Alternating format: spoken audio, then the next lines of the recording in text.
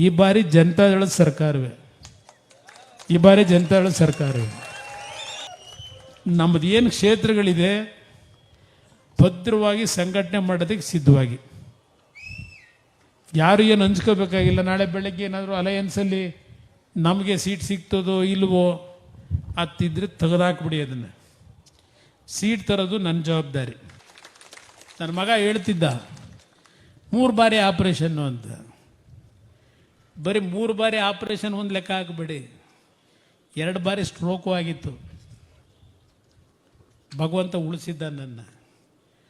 ಆರೋಗ್ಯವಾಗಿ ಭಾಳ ಗಟ್ಟಿಮುಟ್ಟಾಗಿದ್ದೇನೆ, ಹೆದರಬೇಡಿ.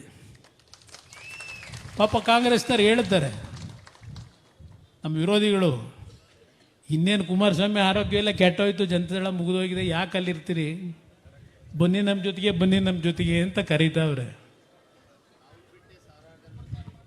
ಗಟ್ಟಿಯಾಗಿ ನಿಮ್ಮ ಜೊತೆಲಿ ಇರ್ತೀನಿ,